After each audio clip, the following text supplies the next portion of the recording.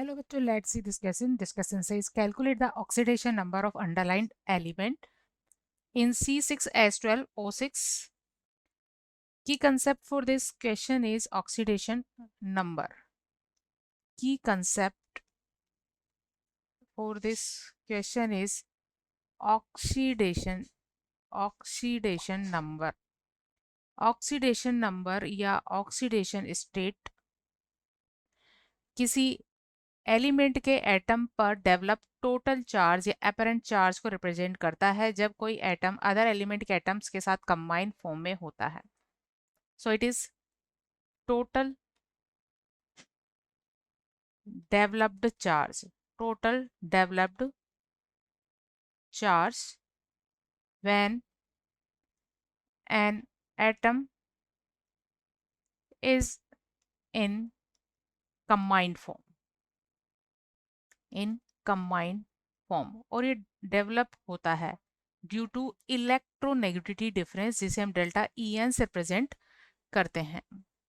More electronegative element पर negative charge और less electronegative element पर पॉजिटिव चार्ज डेवलप होता है. अगर सिंगल बॉन्डिंग हो तो +1 -1, डबल बॉन्ड हो तो +2 -2, ट्रिपल बॉन्ड हो तो +3 एंड -3 चार्जेस डेवलप होते हैं.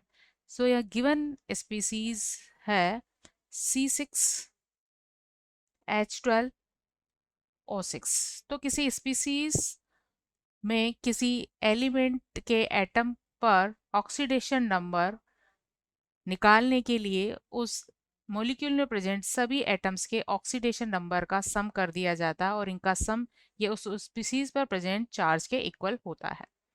तो C6H12O6 में हमें कार्बन के लिए इसे कैलकुलेट करना है और अगर हम इसे X कंसिडर करते हैं तो 6 कार्बन के लिए हो जाएगा ये 6S प्लस हाइड्रोजन पर यहाँ +1 चार्ज डेवलप होता है और 12 हाइड्रोजन पर होगा 12 इंटू +1.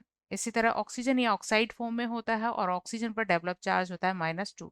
तो 6 ऑक्सीजन एटम पर होगा 6 इंटू -2. ओवरऑल इस मॉलिक्यूल पर चार्ज 0 है तो इन सब का ऑक्सीडेशन नंबर का सम 0 होगा. सो इसे कैलकुलेट करने पर 6S x इज इक्वल होगा 0. सो यहाँ से x वैल्यू होगी 0/6 इज इक्वल 0. तो यहाँ कार्बन एटम्स पर प्रेजेंट पर डेवलप चार्ज 0 होता है. In C6H12O6 the oxidation number of carbon is, this is the average oxidation number which is 0. Hope you understood it well. Best of luck.